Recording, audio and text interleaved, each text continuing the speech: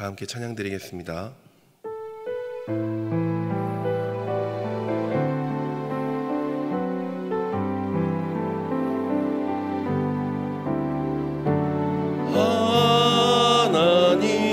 하나님께로 더 가까이 갑니다.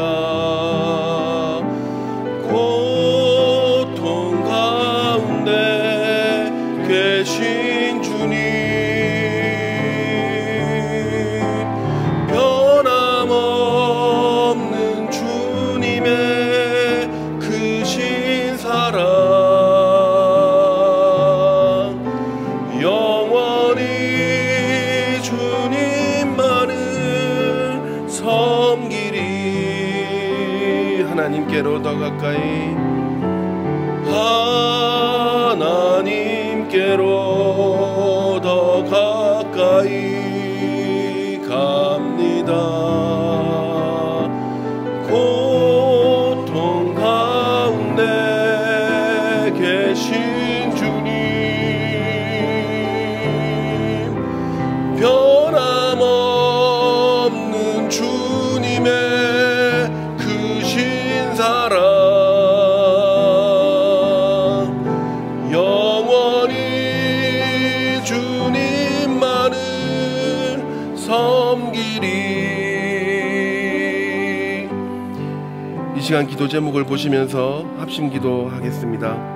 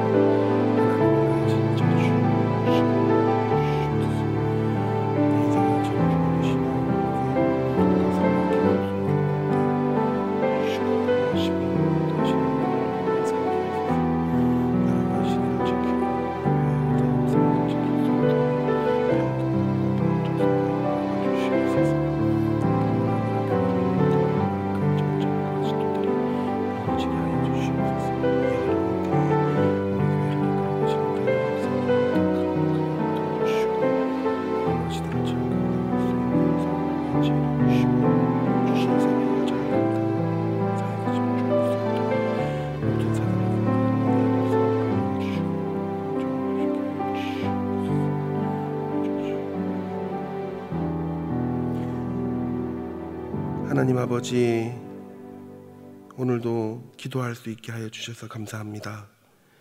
하나님, 하나님을 주인으로 모시고 섬기는 해를 맞아 내가 내 인생의 주인 되었던 것을 회개하며 주인 삼았던 모든 것을 내려놓고 하나님을 나의 진짜 주인으로 모시고 살아가게 하소서.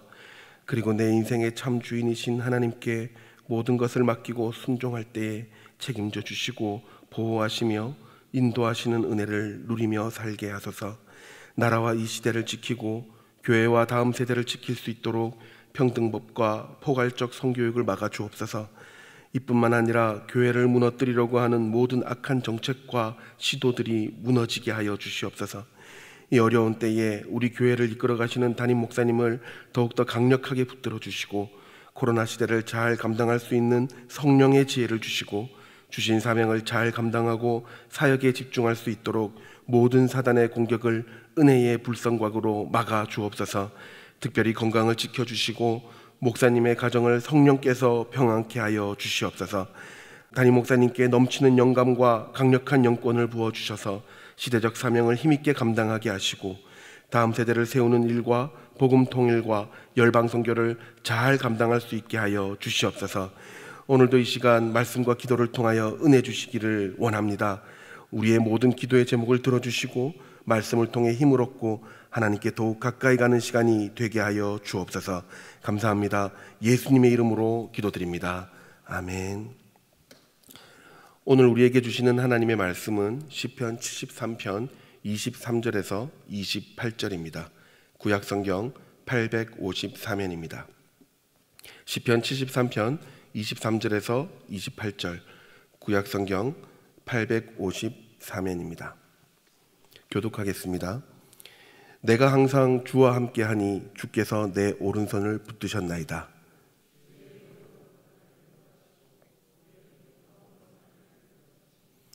하늘에서는 주 외에 누가 내게 있으리요 땅에서는 주 밖에 나의 사모할 자 없나이다.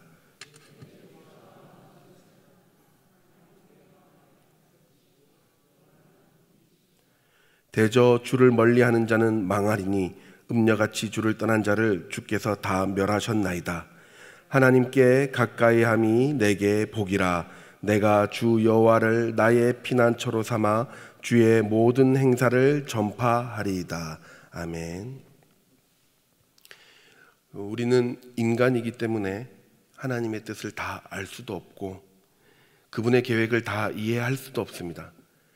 그러다 보니 이해가 되지 않는 몇 가지 신앙의 난제들이 있습니다. 그 중에 많은 사람들이 이야기하는 대표적 난제 중에 하나는 왜 악인은 잘 되며 의인은 고통받는 경우가 많은가라는 문제입니다. 물론 믿는 자들에게는 하나님의 복이 주어진다는 것은 약속된 것입니다. 그 중에 이 현세에서의 복도 분명히 포함되어 있습니다. 건강의 복, 물질의 복, 가정의 복, 생명의 복, 이 많은 눈에 보이는 복들을 포함하는 것이 사실입니다. 그러나 그것만이 이 복의 전부라고 말한다면 우리 믿는 자들에게 해결되지 않는 궁금한 점이 너무 많이 일어납니다. 왜냐하면 실제로 믿는 자들에게 고난이 주어지기 때문입니다. 그래서 하나님을 부정할 수는 없고 혹시나 내가 하나님께 벌을 받는 것인가 라고 싶어서 인생을 돌아보는데 세상 사람들은 예배 한 번도 안 들어도 그 많은 죄를 짓고도 떵떵거리며 잘 사는 사람들도 보이더라는 것이죠. 그러니 도저히 내 삶이 해석이 안 되고 실족할 때가 많이 있습니다. 오늘 본문 시편 73편을 쓴 아삽 역시 믿는 자들의 고난과 믿지 않는 자들의 형통이라는 모순된 현실 속에서 실족할 뻔한 마음을 시로 먼저 표현했습니다. 2절에 보면 아삽이 솔직하게 이렇게 이야기를 합니다. 나는 거의 실족할 뻔했고 내 걸음이 미끄러질 뻔하였으니, 그리고 3절에 그렇게 이야기를 합니다. 이는 내가 악인의 형통함을 보고 오만한 자를 질시하였음이라. 시편 기자는 레위인입니다. 평생 하나님을 모시며 예배를 주관하는 자로서 죄악과 멀어지기 위해 사투를 벌여야만 했던 성직자 계열이었죠. 그런 사람이 어느 순간 시험에 들고 실족할 뻔했는데 그 이유가 악한 사람이 형통함을 보고 자꾸 부러워지더라는 겁니다. 여기서 말하는 형통함을 나타내는 단어는 샬롬입니다. 돈도 많고 건강하고 거기다가 마음까지도 편안하게 이 땅을 사는 사람들이 있다는 거죠. 죄인인데도 어떻게 저럴 수가 있을까? 왜 저들은 샬롬하는가? 그런 질투와 부러움이 일어나는 겁니다. 거기다가 죽을 때는, 그래도 저 사람 죽을 때는 그냥 괴롭게 죽겠지, 무슨 중병에 걸려서 죽겠지, 그렇게 알았는데 4절에 보니 저희는 죽는 때에도 고통이 없고 그 힘이 건강하며, 이 죽는 순간조차도 편안한 사람들이 많더라는 거죠. 이건 해도 너무하지 않는가? 어떻게 악인이 이 땅을 이렇게 편안하게 살다가 편안하게 죽는 것인가? 라는 질문과 의심에 본인은 신앙의 실족을 할 뻔했다라고 하는 겁니다. 사랑하는 여러분, 이 아삽의 질문은 우리도 시시때때로 하고 있는 질문입니다. 우리는 이 질문 앞에서 어떻게 신앙의 중심을 다시 잡을 수 있을까요? 우리 삶에도 이 시편 기자의 질문은 동일하게 던져집니다. 뉴스를 보면 모두가 그렇지만은 않지만 여전히 악한 사람들이 잘 살고 있음을 확인할 수 있습니다. 또 반면에 역시 모두가 그렇지는 않지만 선한 사람이 종종 고통 속에서 살아가고 있는 모습도 발견할 수 있습니다. 분명 예수 그리스도를 믿어 하나님을 주인으로 모시면 잘 살아야 하는데 그렇지 못하게 하는 인생의 고비들과 어려움들은 끊임없이 우리의 신앙의 균형을 잡는 데 방해합니다. 거기다가 적당히 죄를 지으며 적당히 윤리를 포기한 채 투기도 하고 사기도 치며 속이기도 하고 또 중독도 된 사람들이 오히려 마음 편하게 윤택하게 사는 모습을 보며 시험 들 때가 한두 번이 아니죠. 우리는 어떻게 중심을 잡아야 될까요? 시편 기자는 첫 번째 이 시편에서 예배를 통해 중심을 잡았다고 이야기를 합니다. 계속 이런 혼란함 속에서 힘들어하던 기자는 17절에 가서야 이 혼란스러움을 정리하게 됩니다. 그리고 16절, 17절에 이렇게 이야기를 하죠. 내가 어쩌면 이를 알까 하여 생각한즉 내게 심히 곤란하더니, 17절입니다. 하나님의 성소에 들어갈 때에야 저희 결국을 내가 깨달았나이다. 시편 기자는 이 혼란스러움에 대한 신앙의 중심을 성소에 들어가서 다잡게 되었다라고 나옵니다. 여기서 성소는 성전입니다. 하나님이 임재하는 상징적인 장소이며 말씀과 기도의 장소입니다. 예배가 이루어지는 곳이죠. 특이한 것은 이 원어로 이 성소가 복수로 기록되어 있다는 겁니다. 여러 가지 설이 있지만 시편 기자는 끊임없이 이 성소에 들어갔던 것 같습니다. 내가 성소에 들어가서 예배하기를 반복해서 끊임없이 했던 것 같습니다. 그러는 중에, 기도하는 중에, 말씀을 보는 중에 이런 신앙의 의심과 불균형 속에서 벗어날 수 있었던 거죠. 예배 후에 18절 19절을 보면 악한 자들은 졸지에 전멸하며 그 행위들이 공의롭게 다 이루어진다는 것을 기자는 깨달았다라고 나옵니다. 사랑하는 여러분, 우리는 삶에 지쳐서 가끔씩은 하나님이 없다고 느껴질 때가 있습니다. 세상이 공평하지 않은 것 같아서 힘들 때도 있고, 내가 벌받는 것 같다고 오해될 때도 있습니다. 악인들이 부러워질 때도 있고, 나의 무력함에 실망할 때도 있습니다. 그렇게 신앙의 균형점이 무너질 때 여러분 억지로라도 예배의 공간에 반복해서 참여하시기를 축복합니다. 말씀이 들려지며 기도가 이루어지는 곳, 찬양이 나오는 곳, 그곳을 통해서 우리는 다시 한번 그 모든 것의 결국은 깨닫게 되며 신앙의 중심을 다시 잡게 될 줄 믿습니다. 두 번째로 기자는 하나님의 말씀이 주인 되는 삶을 결단합니다. 24절과 25절에 보면 주의 교훈으로 나를 인도하시고 하늘에서는 주 외에 누가 내게 있으리요 라고 고백합니다. 결국 우리의 마음도 육체도 변할 수도 있고 세상도 변할 수 있지만 절대로 변하지 않는 기준된 단 하나의 진리는 하나님의 말씀밖에 없음을 고백합니다. 그리고 그 말씀대로 우리가 살아가게 될 때에 흔들리지 않고 안전할 수 있다고 선언하고 있습니다. 사랑하는 여러분, 오늘 시편 기자의 말처럼 우리의 육체와 마음은 쇠잔하여질 수밖에 없습니다. 거울 앞에선 우리의 육체는 과거에 탄탄했던 건강한 몸이 더 이상 아닙니다. 우리의 마음과 정신은 시간이 지나감에 따라 그 총기를 잃을 수밖에 없습니다. 그것이 인간의 한계입니다.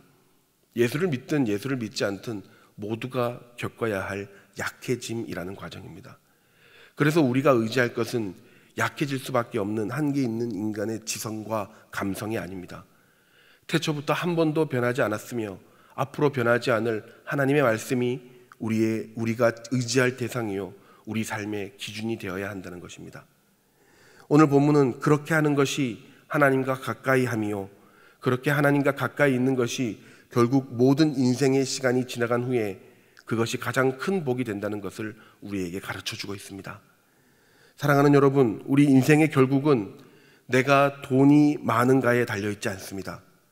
우리 인생의 모습은 내가 어떤 위치에 있는가에 달려있지 않습니다. 내 영혼이 어디에 의지해 있는가, 그것이 우리 인생의 전부를 결정합니다. 오늘 하루 우리 인생은 어디에 더 가까이 있는지 점검해 봤으면 좋겠습니다. 그리고 혹시라도 하나님의 말씀과 멀어져 있다면 이 시간 다시 결단하시기를 축복합니다. 하나님과 가까이함이 진정한 삶의 복이 될 줄 믿습니다. 오늘도 주의 성소에 들어가시기를 축복합니다. 예배 중에 하나님과 더 가까워짐으로 삶의 모든 고민이 해소되고 문제가 해결되며 하나님과 가까이 됨으로 참된 복을 누리시는 여러분이 삶이 되시기를 주의 이름으로 축복합니다. 다 같이 기도 제목을 읽고 기도하도록 하겠습니다. 거룩하신 하나님, 오늘도 가장 큰 복인 하나님과 함께하는 은혜를 주셔서 감사드립니다. 항상 하나님의 말씀이 인도하는 인생을 살게 하시고 어려운 환경에 처한다 할지라도 하나님과 가까이 함으로 모든 것에 온전할 수 있는 삶을 살게 하여 주시옵소서. 다 같이 기도하도록 하겠습니다. 하나님 아버지, 이 시간 우리에게 가장 큰 복인 하나님과 함께하는 은혜를 허락하여 주시며 감사드립니다. 하나님, 다른 어떤 것보다 주의 성소에 들어가 하나님의 말씀이 인도하시는 그 인생을 살게 하여 주시옵소서. 모든 어려움과 환경 속에서도 하나님께서 기쁜 주인 되어 주실 때에 하나님, 우리의 삶은 회복되며 우리의 삶은 다시 일어나게 될 줄 믿습니다.